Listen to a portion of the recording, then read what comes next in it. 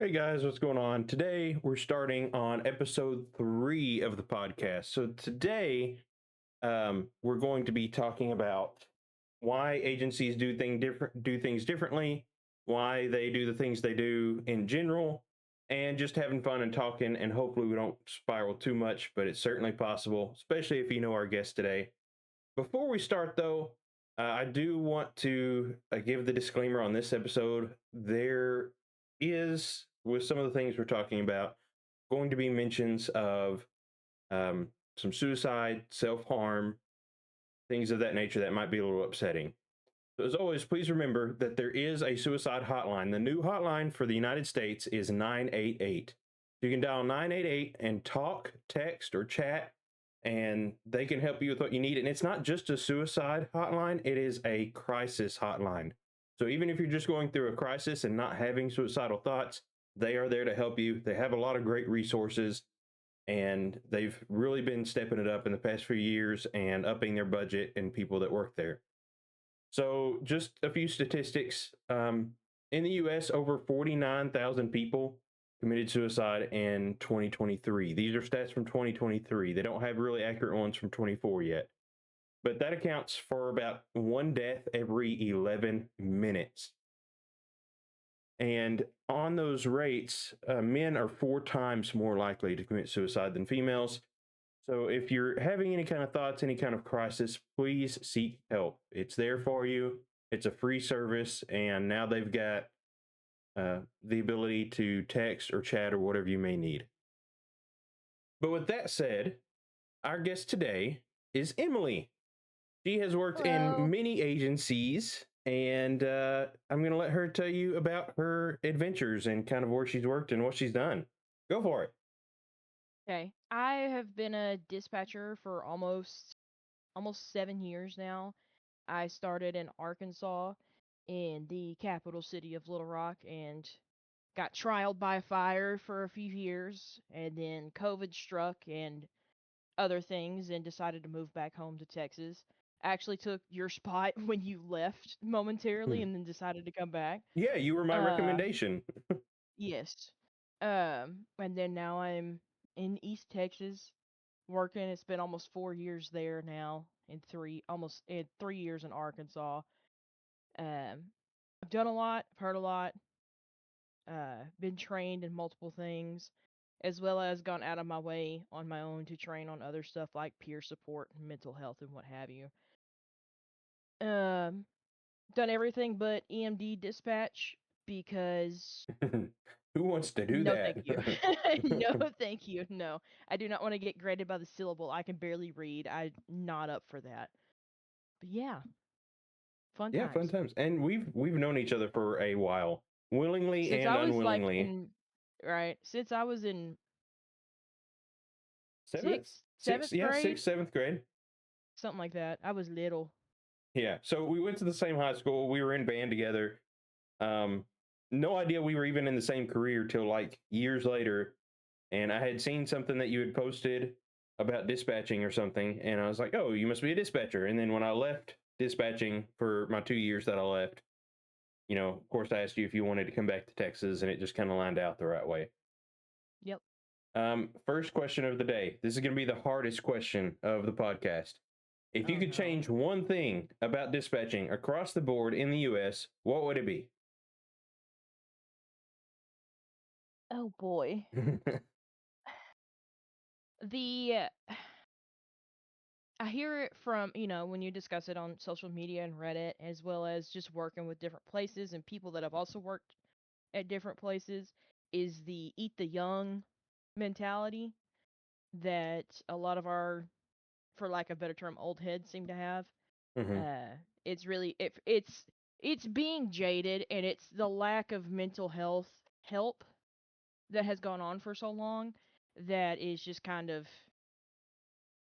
Yeah. No, festered, and it just is what it is, and that's something that us as the up and coming generation, for lack of a better term, are going to have to really work on to get fixed. right. I think this thing that can be fixed across the board for first responders, if I'm honest. I mean, Yeah. especially in Texas, especially in other states that don't have the mental health scene is not there at all. They treat everything the same and lump everything together, and that's if you can find a facility Yeah. within 200 miles. Um, so yeah, we need to work on that for sure, which is some of the stuff we'll be talking about today. So the reason I picked the topics for today is because I dealt with a few calls recently involving some of it, and then I've seen a lot of stuff on social media about it lately. Of course, I'm one of those I get sucked into like the body cam videos and things like that where people make all kinds of comments and it gets frustrating. But they make all kinds of comments and people just don't understand how it works, which is fine. And I mean, we halfway understand how it works sometimes because everybody is different.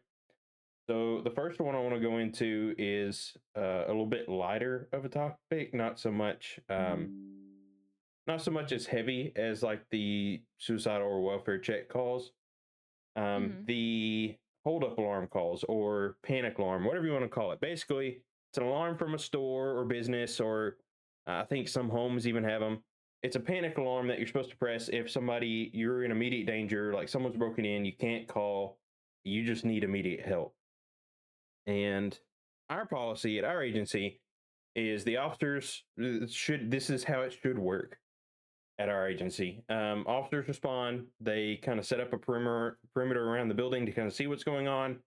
We make contact inside of the location, and you know, if it's a real situation or whatever, hopefully an employee picks up, and we ask them to step outside and speak to Mhm. officers and kind of get a quick clothing description and have them step outside and talk to officers directly themselves.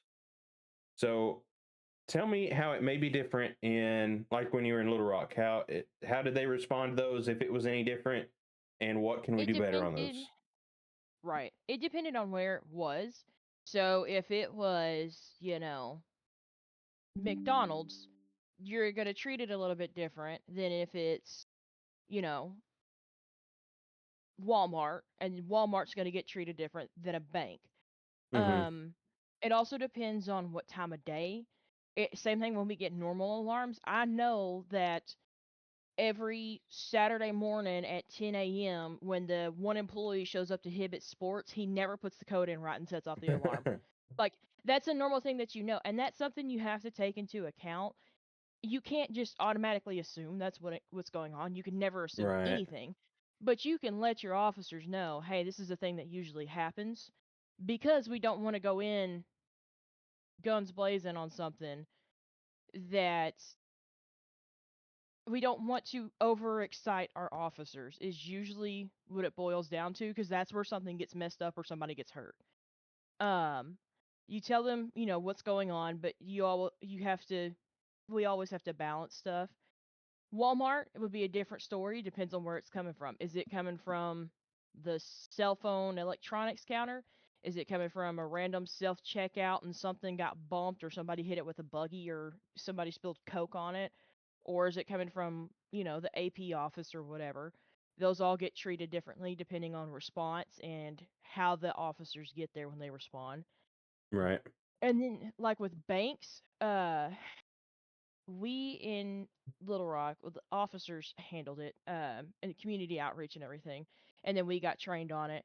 If a bank activation went off, the one there was a separate program we had, kind of like our Rapid. We have Rapid SOS where we work now. We had Rapid Deploy, which is just upgraded, more money, because nothing governmental can be free.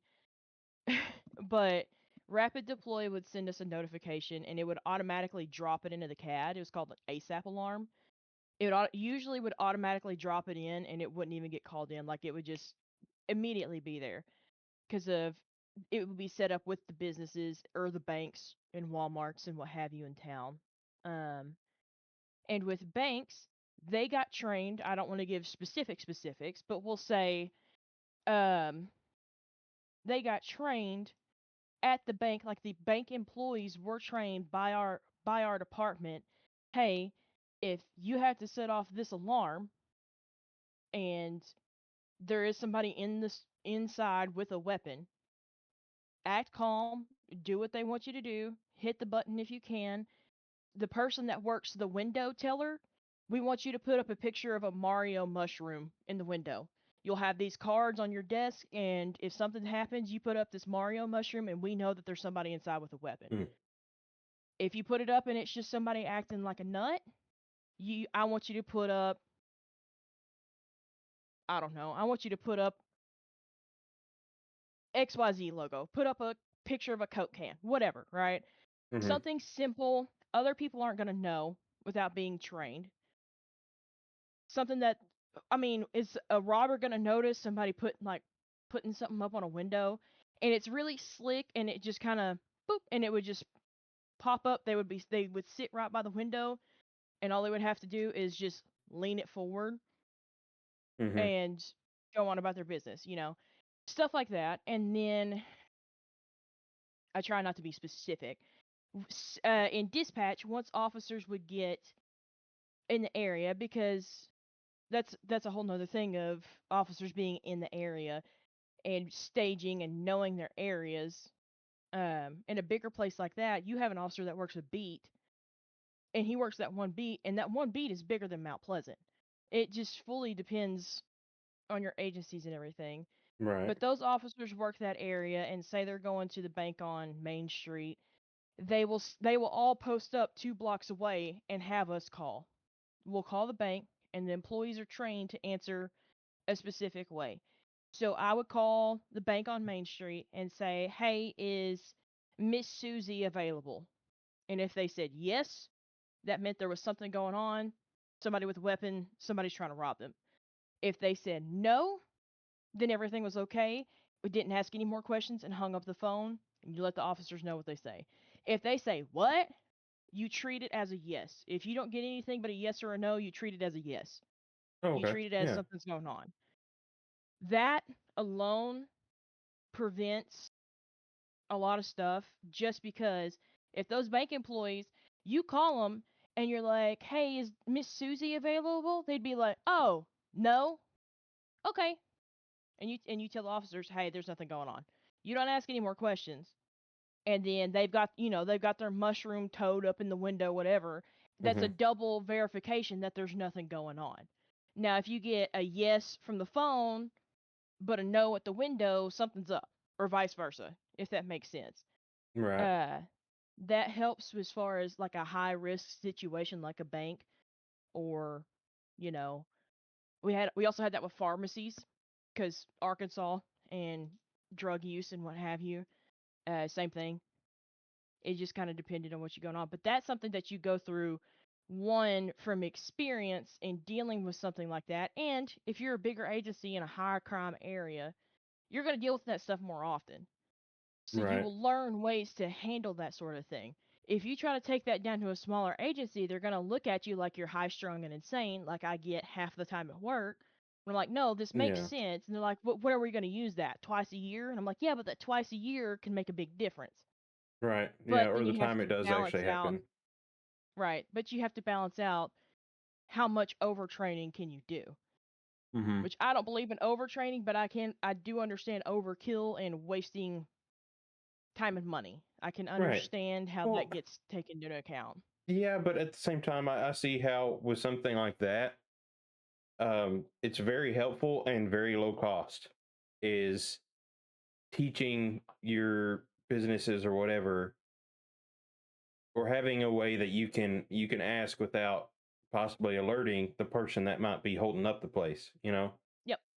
But I mean, yeah, that's Pretend it definitely something we pretend could you're fix. calling, you know, pretend you're calling a doctor's office or a school or a church. Is Father Smith available? Whatever.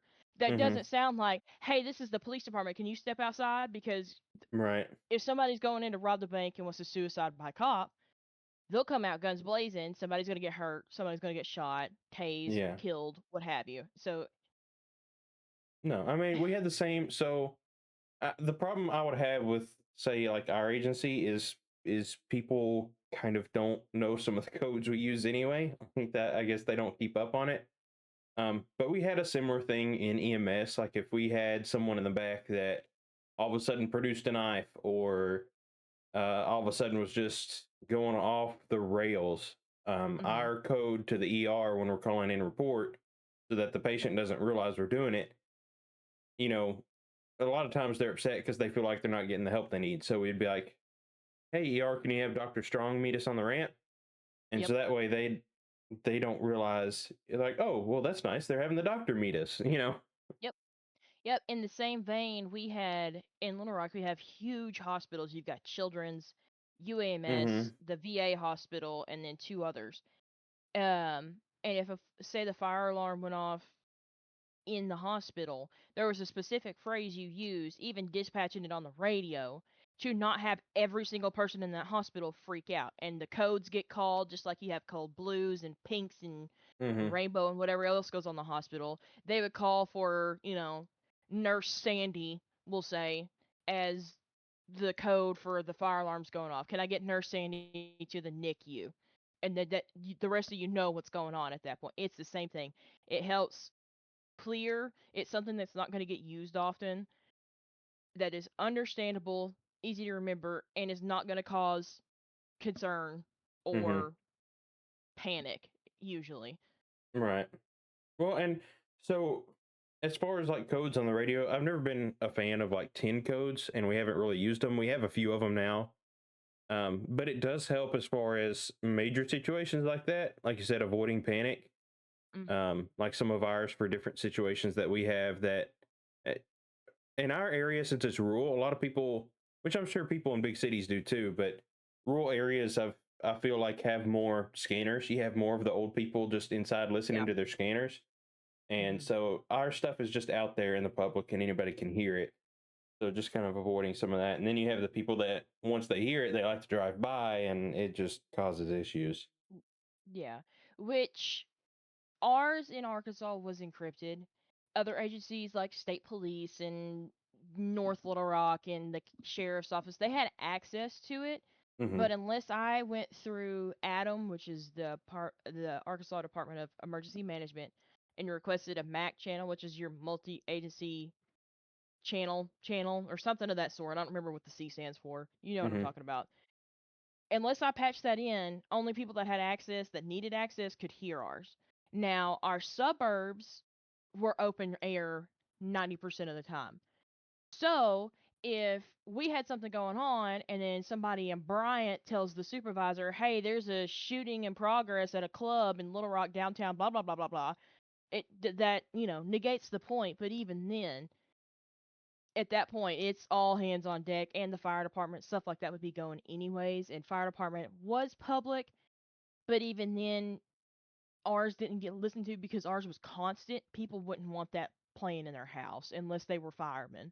Hmm. So again, fully depends because our area completely different. I mean, when I was little, you know, that's what I heard in my house half the time was just because of my dad and his job and everything being law enforcement. So I mean, it just depends on where you're at.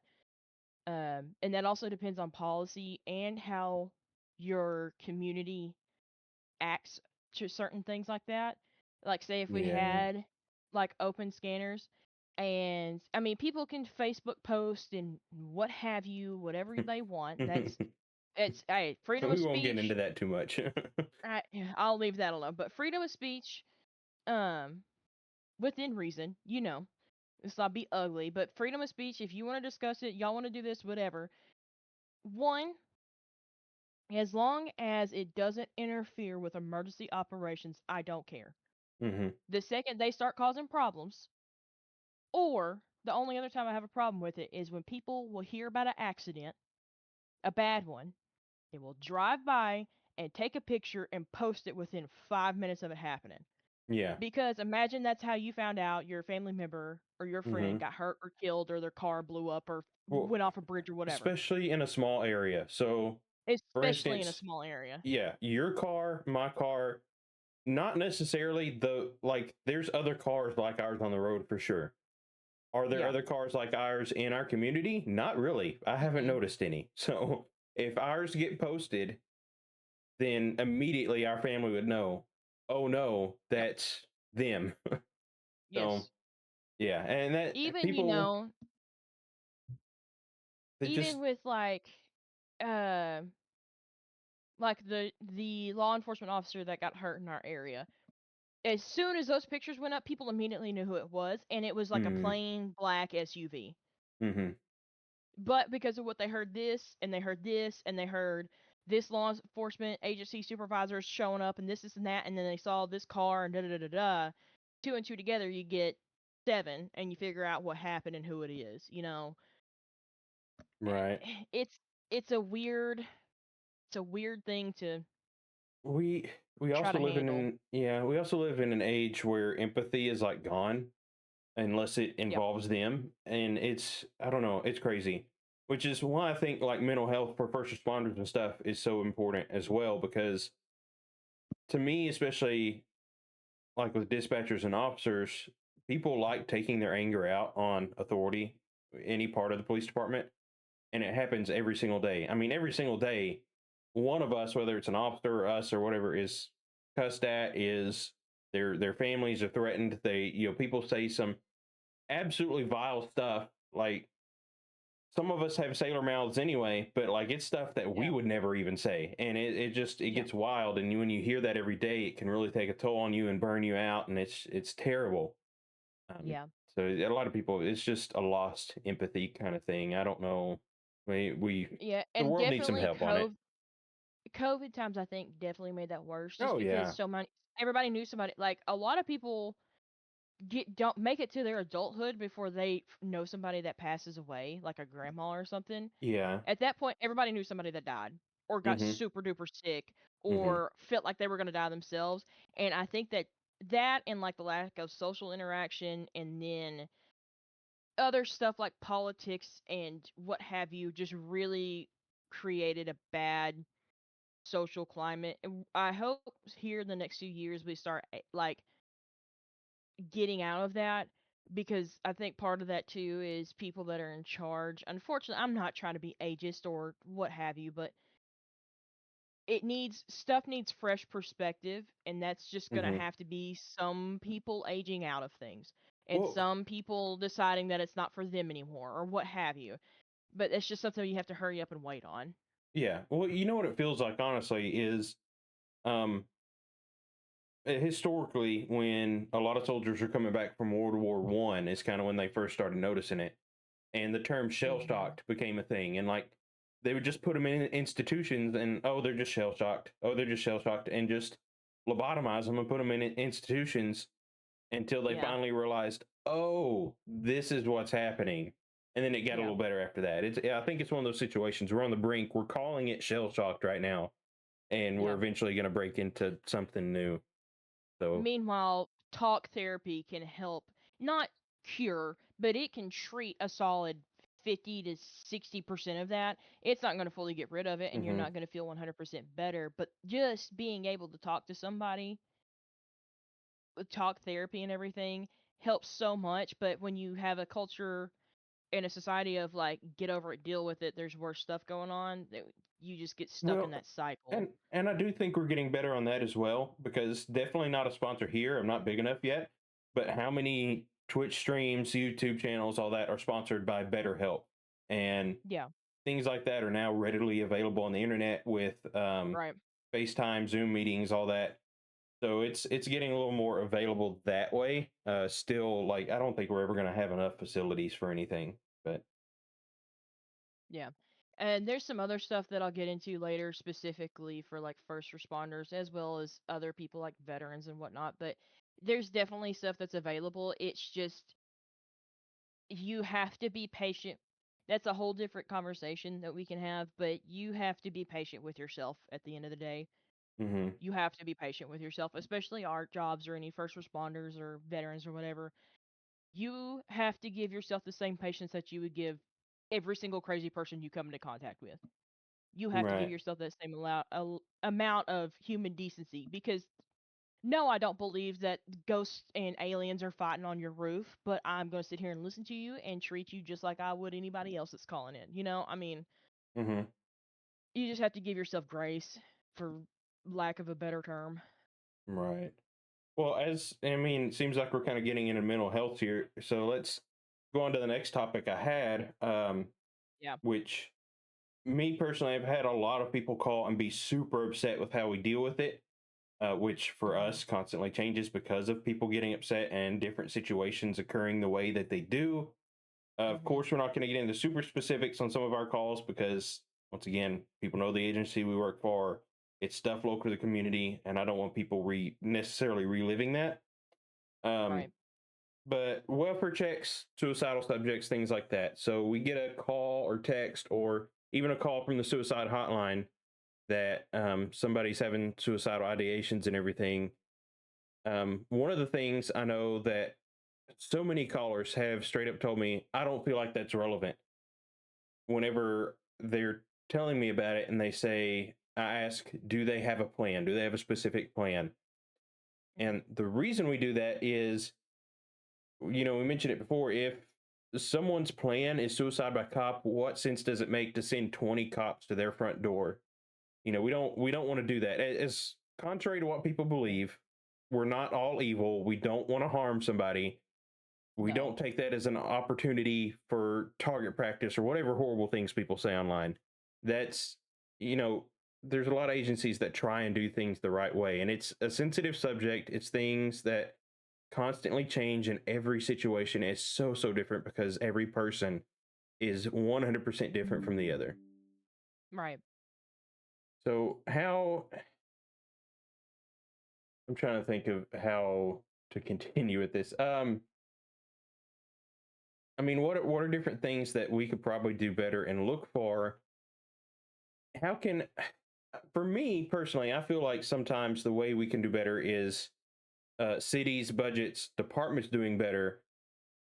For us, we've tried. I know that Chief has sent a few officers to what is it called? The CIT training. no, yeah, the mental health officer Yeah, training. it's MHMR in Arkansas. It's CIT. It's crisis intervention. Yeah. Uh, it's the same thing. It's just where we are. It's MHMR. Which I don't fully agree with MHMR how they operate on some things, Hmm. but it's just because I'm used to something different, probably. And I mean, I'm not a doctor, so I my opinion only carries so much weight.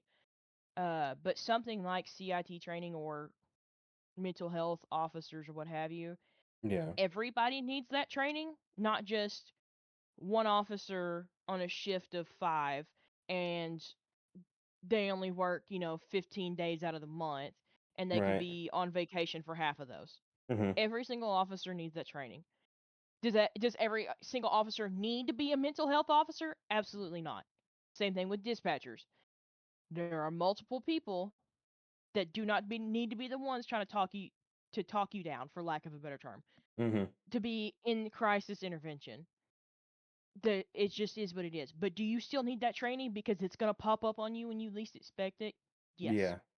Well, and that's the thing is Plain and simple. he's tried to cycle through, and we just have turnover that's been happening a lot lately, and it's burning everybody out, honestly, which makes things worse. I know, but also some of our budget issues. I know, like the training that you and I have both not been able to go to because of budget and all that, and that's Hmm. just also state of the economy around everywhere. I think. I mean, yes, I mean, we for get mad. us specifically, there's whole different extenuating circumstances. Yeah, yeah. Uh, but there's also like if you're at a smaller agency or even a bigger agency, and it depends on what state you're in and what have you. There's grant money for that. Hmm. You just have to find it and have somebody that on your department or city one or whatever government branch you work for that can write grant requests. There's grant money for all of that. And then a lot of stuff, if you're in Texas, LEMIT does a lot of training for free. Or you have to pay for like your hotel Right. and your gas money to get to Huntsville or wherever they're having it. That I understand it to a point, but at the same time, there's also free stuff. There's Hmm. stuff through DPS, ICISF. There's free resources that need to be implemented. But again, it all circles back to the culture that you're in and how your department or agency or whatever handles things. Hmm. And that culture affects the rest of your operations as far as stuff. This is, I mean, in mental health and everything is all community outreach, and that fully depends on where you work. Hmm. Yeah. No, yeah, there's tons of things we could do better, and I feel like the even different trainings apply differently. So like for me, the negotiator Mhm. training that we've had before that some of us have had also really helped with situations like that. Um Mhm. because that's kind of the basis on sometimes for talking people down from like self-harm or suicide is really like trying to make an actual connection with them and realizing what they Yeah. like and um like I said, just honestly making a true connection and talking to them Yeah. because they're just a human. Like they're just dealing with some stuff right now. Just treat them like a Mhm. human and talk to them and figure out what they like, figure out what they like to do. You know, just just talk to them. It's that easy sometimes. Even with like actual negotiations, a lot of people, you know, I haven't really dealt with any like what I would call negotiations directly, but they ask, "Oh, well, what's the craziest negotiation and stuff?" I'm like, "Well, 90% of your negotiations are just talking, and then you end up, hearing, man, I haven't smoked in a while, and it's like, hey, officers, any of y'all have a cigarette or something? Like, hey, we'll get you a cigarette. If you'll come out, just work with us a little bit, and 90% of the time, that's all it is just treating them Mhm. like a human, and like, yeah, for sure, cigarettes, no problem. We can let you smoke before we take you in. That's not an issue, and just simple stuff like that can really help. Um, More on like suicidal subjects or welfare concerns. Another thing I know callers have absolutely cursed me up and down for is either the officers not responding when it's like a suicide by cop situation, or they get to the house, they knock on the door, they walk around the house, knock on windows, don't get an answer, and they don't see anything inside. And then the callers are calling back, why didn't you kick down the door? They're in danger. Why didn't you go in? Why aren't you doing this? Mhm. So, how in your mind is it better? Because I know some agencies are different. Some agencies will go through like a warrant process or an EDW basically process. Most agencies, including ours, if they see that someone is in danger through the window, they'll do what they need to do and possibly deal with the repercussions later because we Yep. are also in a sue happy world. So a lot of times that's why officers don't do a lot of things they do to prevent major lawsuits for cities and agencies is they're not just going to go Yep. kicking down doors. That's also a rights violation issue, truthfully and honestly. Yes. It's one of And those then also things. just Texas castle law alone can get Oh you yeah. Yeah, killed. and I mean, you got to step on eggshells with some of this, and mhm. you're going to make people upset either way. So which one do you think is the better part of valor? I mean, do It we? depends. So all of this, you have to take other things into consideration, whether you're a big city or small. Because if you're dealing with somebody that, like, their cousin in Oklahoma calls and is like, they're talking about, they don't want to be here anymore and blah, blah, blah, blah, blah. You've never had an issue with this person, this, that, and the third. I can ping their cell phone if we have word that they are going to hurt themselves in some way. That is a threat to life and safety. Mhm, So you can ping a phone. Are they at the house? Okay, we go from there. What is the problem? Have they taken something? Are they planning on taking something? Are they planning on hurting themselves? Are they planning on hurting themselves and others? And how do they plan on doing any of that? Do we know any of that? Do they have history of that? That's all questions you have to ask, and that's all stuff we get trained on as far as, you know, does Samantha have alcohol problems? Okay, no, what does she have mental health issues? Okay, do you know if she's taken anything today? Does she have anything to hurt herself or somebody else with? Okay, and then you go from there. And call history has a lot to do with it.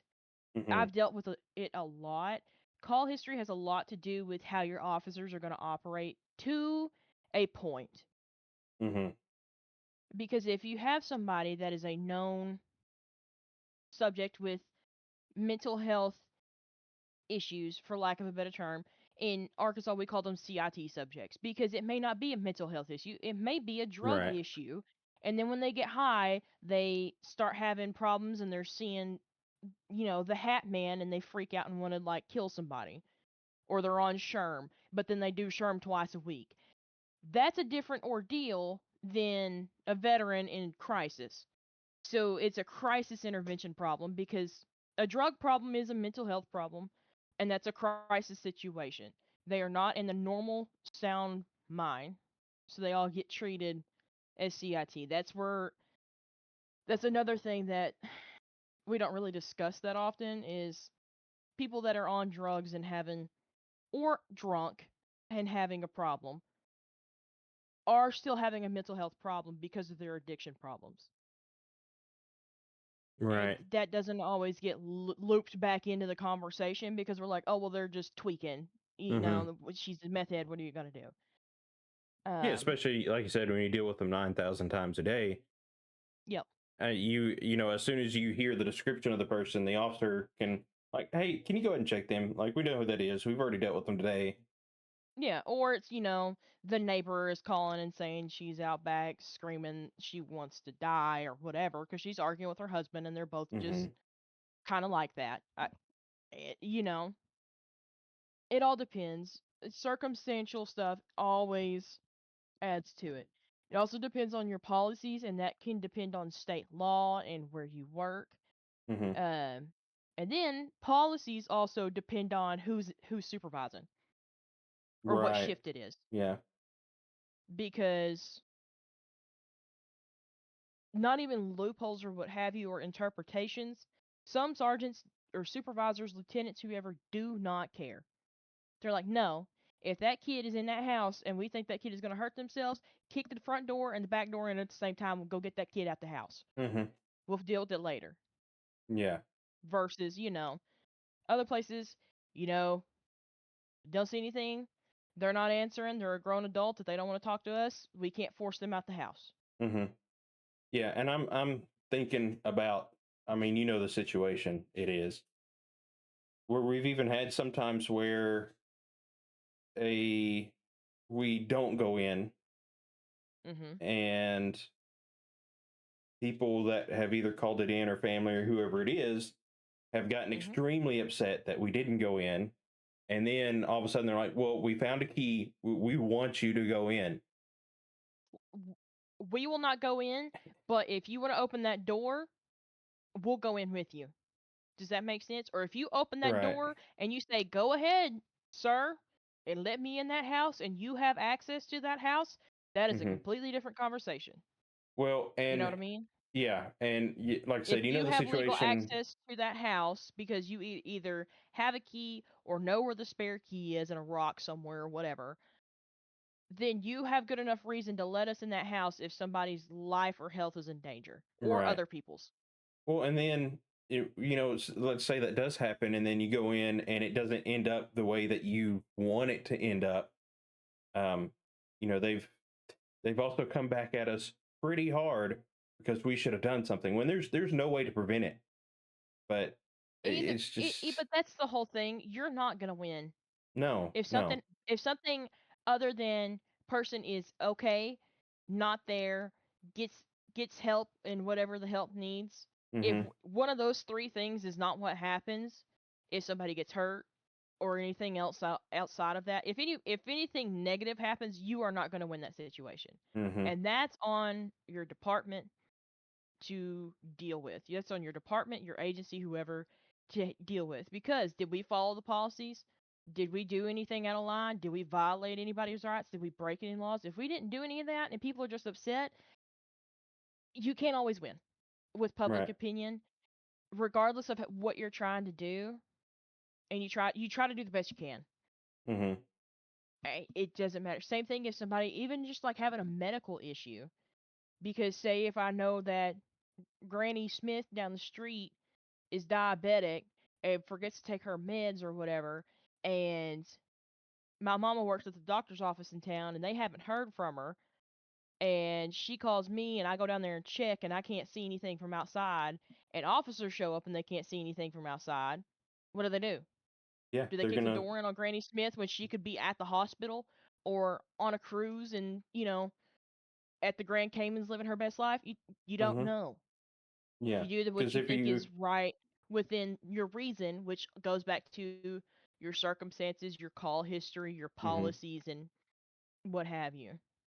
Yeah, which is, well, we're not going to kick down the door unless we see something because, but and laws and policies in general.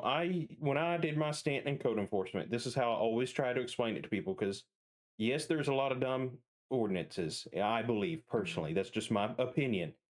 But the reason those dumb and horrible ordinances are there is because something happened somewhere where there was a lawsuit or Yep. what have you. And so that's why it was put in place. Kind of like the labels on the McDonald's coffee. Everybody has heard that Yep. story of the McDonald's coffee burn, and that's why the label's careful, it's hot. Same thing with any kind of law or ordinance or anything. Something somewhere happened to where there was a lawsuit or somebody got hurt or something out of the ordinary happened, and they had to make that a law for it for to try and make that not happen again. Yep. So for us, our policy is we don't really break down doors unless we see something to avoid, department having to pay to get doors fixed and things of that nature.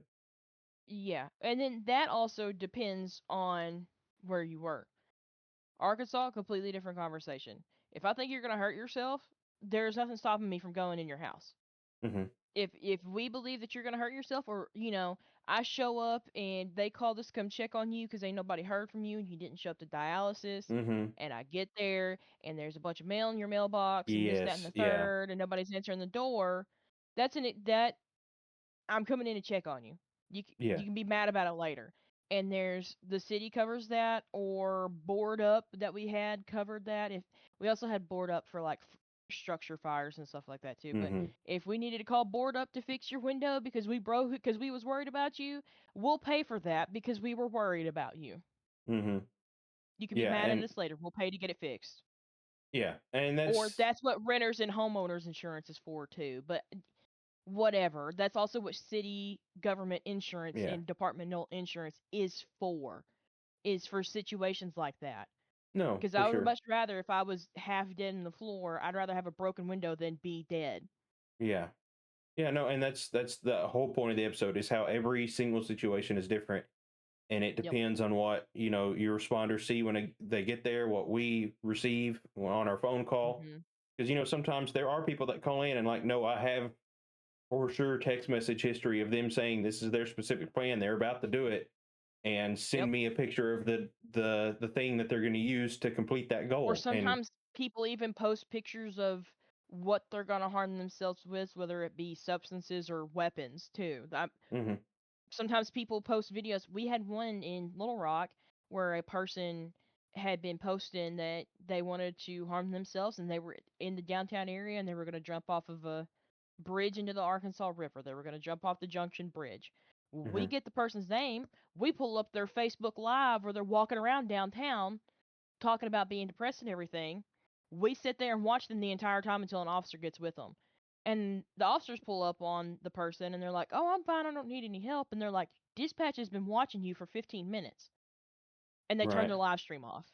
We had it screen recorded and we had your friends and we had screenshot. We'd already had all that info, you know, but it always depends. It always depends Right. on the situation. Another thing, since we're on with the welfare concerns and suicides and everything, um, a lot of people, and there's this disconnect between like officers and dispatch. Sometimes it is how it is. Um, a lot of people believe that dispatch, there's no way they can get any kind of mental trauma or anything. Um, I don't know why I thought about it, but there's sometimes people call us directly instead of, Yep. getting reported by a friend, by the Yep. hotline or whatever. They call us directly. And I've had one before that literally all they wanted is to hear someone's voice while they did it. Yep. And I'm sitting there talking and trying to talk them through it and trying to get Yep. people on the way. And it ended up being in a different county and still trying to get them to go that way. Yep. And next thing I heard was a shot over the phone, and that was Mhm. it. Um, Yep. So mental health, I think, is a big thing across the board that can help. Um, I lost my train of thought besides that. But yeah, it's sometimes people just they want to hear a voice and there's nothing we can do about it. Yeah, Oh, and uh, I mean, I've probably had more of talking directly with a person than I ever have from 988 or a friend calling. I've mm, probably had them more from the person directly. yeah, yeah. And I also think that's where the thing I wanted to get into as we're coming up towards the end. We've got like 20-ish minutes left, 15-ish. Um, Okay. is staffing in 911 centers and things like that. Mm, We've we've beat this dead horse. There's nothing left of the horse. Um, but being alone sometimes mhm. can really make a difference in some of these calls because Yes. it it's one of those things where sometimes in our career it is absolutely nothing going on. Like we're looking for classes to complete while we're there. We're walking around, we're bored snacking. It happens. But there's Mhm. also times when you're by yourself, for the last 4 hours of your shift or the beginning 4 hours of your shift, and you've Mhm. got Rex and you've got this and you've got that, but then you have that caller call in that, the self harm or suicide caller, and Yep. you've got to pay attention to them while also taking care of other 911 calls. And Yep. that's so hard to do. It's almost impossible because we're It humans. shouldn't be happening. No, it shouldn't. That should It not shouldn't. be a thing. Period. Unless And I mean, somebody is in the bathroom, that should not be a thing. I don't care how small the agency is and your call volume, nobody mhm. should be at work by themselves. Especially places that have you doing that and the jail. No. Yeah, for sure. Yeah, that's insane. Yeah. Well, think There about, that should not even be an option. yeah, it's a little insane, and I don't know how we solve that or if we start a nationwide petition or what has to happen to get that fixed. But sometimes two people isn't even enough. But at least if No. that particular call comes in, you can have one person focused on that call. The other person can deal with the other Mhm. 9 calls about barking dogs and loud music and crashes and fires, and that way you can devote the attention necessary for that particular caller. That the moment you don't pay them any attention is when they're going to go ahead and do what they're going to do. Right. Which we can't prevent people from doing what they're going to do. Mhm. We can Mhm. try and we can crisis intervene as much as humanly possible. We're not going to prevent somebody from doing whatever they have their mind set to if that's what they decide to do. And that's something we also need to understand is no amount of training is going to break human will or Right. mental health problems. That there's no beating that, and both like as the dispatcher and as departments and what have you need to understand that and not blame it on specific people. Mhm. The only person that can make you harm yourself is you. The only person that can make you take all those drugs is you. You are fighting with your own brain. I can only talk to you so much.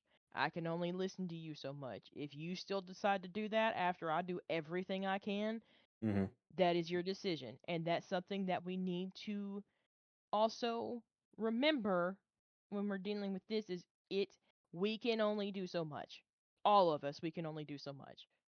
You know? Right. Well, that's also easier said than done in the moment.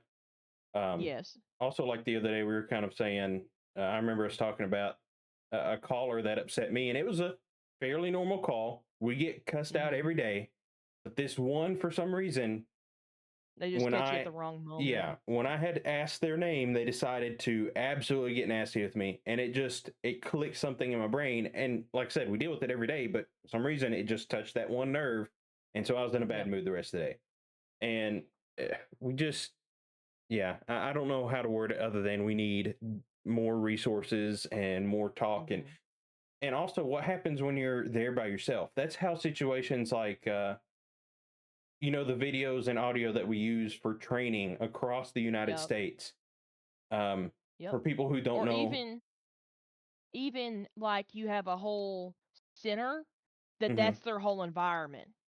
Like yeah, that's their whole culture and way and like mutual attitude. yeah, Like the for sure. one where in Arkansas it was Fayetteville or Conway or somewhere like northwest Arkansas, of where the woman was listening to the woman drown and she was just talking to her like she was Yes, stupid.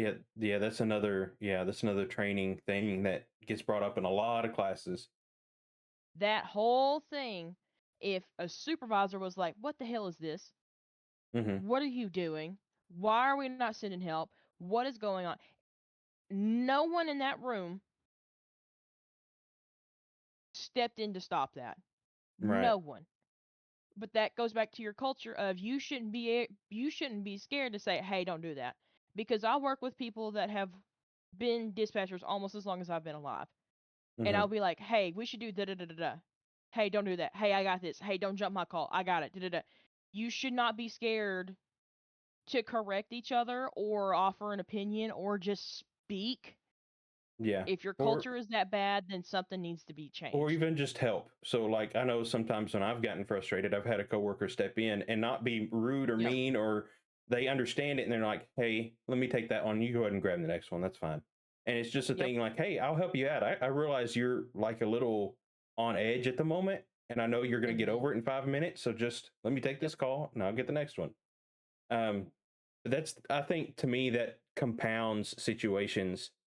For people that don't know, we just talked about the drowning call incident that's been used as training videos all over the place. You can look it up.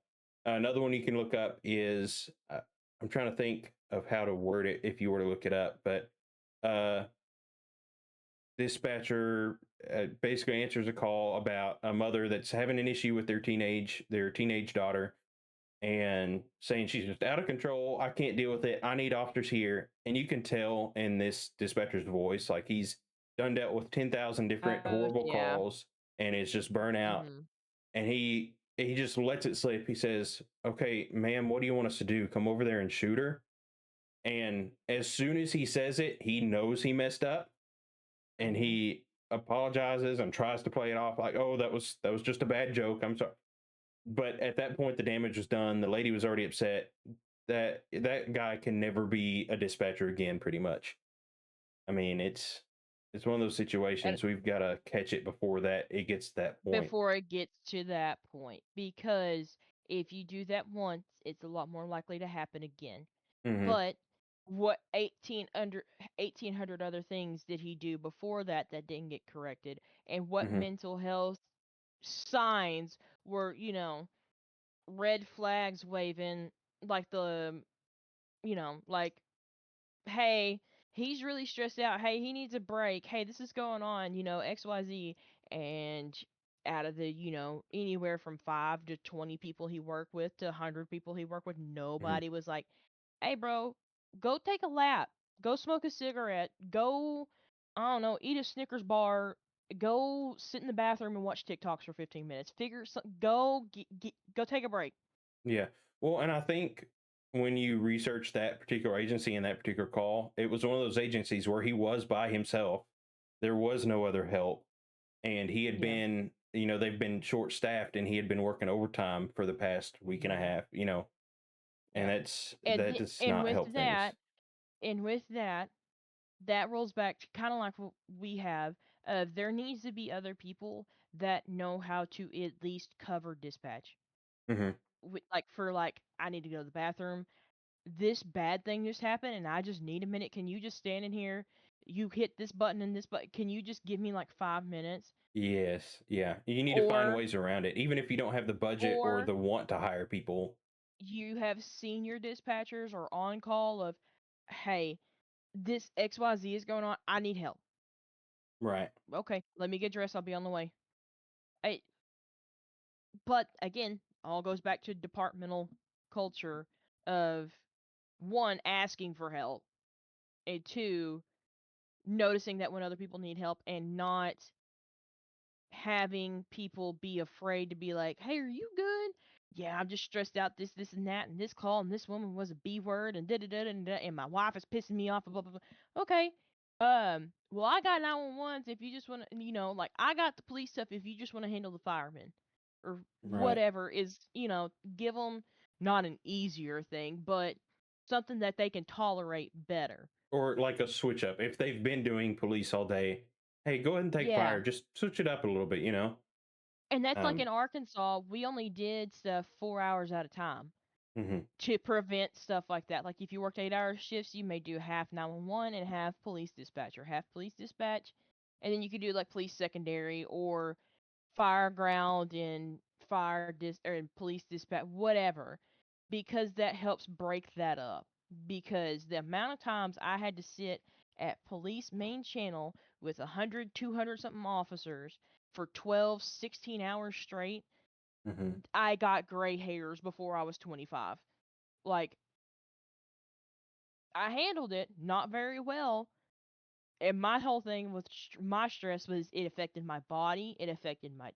I was grinding my teeth so bad I broke teeth, mhm, like gritting my teeth from stress, and it messed up my body. It messed up my immune system. My vision got bad because we worked so much. Da da da da da da da da. Da.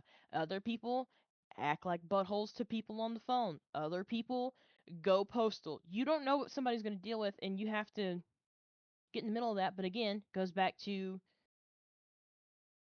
the department needs to be held responsible to a point when something like that happens, mhm, which is why you need peer support, and why you need why supervisors need to be clocked in or checked in with their people. right, right. Yeah, I think all great stuff. We are Mhm. coming up on the end now. Um, any final thoughts or words? Why is every Um, agency different? every agency is different because of the culture of wherever you are. Not only like your community and like what city and state and area of the country or area of the world you're in, and but also just how your coworkers act. Just like any other job, whether it's retail or working at a bank or Mhm, doing public service, it all depends on a lot of your work depends on who you're dealing with. I mean, we mhm, deal with it just because one shift of officers is working, and you do have to do stuff this way, or else they're not going to take it well. And then if you try to do that with the other shift, they're going to be like, "Excuse me, we don't do stuff that way." It's the same thing. And right. that goes through into how your policies are made, and how those policies are both implemented and, enforced or Mhm, not enforced or interpreted. It culture is mainly what it goes to. And that starts top down as well as bottom up. You can't be a sourpuss and expect everybody else around you to be sunshines and roses and unicorns, in the same way that a chief can't expect his people to be la di da di da when he doesn't pay them anything and runs them into the ragged into the ground. It it goes both ways. right. No, I think one of my soft spots, also since I've worked EMS, was the pay for like Hmm. EMTs and paramedics. I don't think it's anywhere near where it Oh should yeah. be. Um, No, you can work at Bucky's part time and get paid more yeah, most of the time. yeah, yeah, yeah, yeah.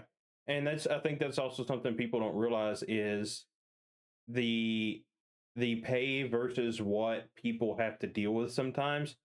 And a Hmm. lot of people try and say, "Oh, you're just sensitive or whatever." You should hear some of the absolute vile stuff like us and retail workers have to deal with.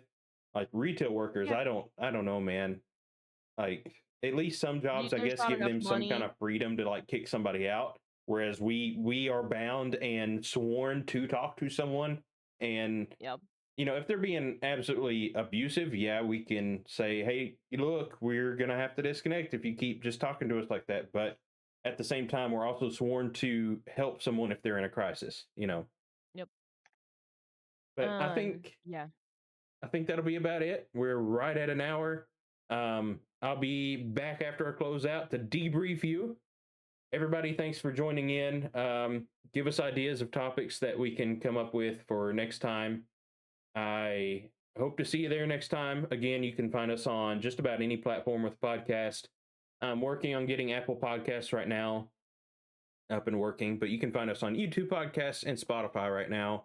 And of course, when we're live on Twitch, and feel free to drop in. We hope to see you next time. Also, just as a last thing before we close out, again, we have mentioned some topics of self-harm and suicide here. Again, the National Suicide and Crisis Lifeline is now 988.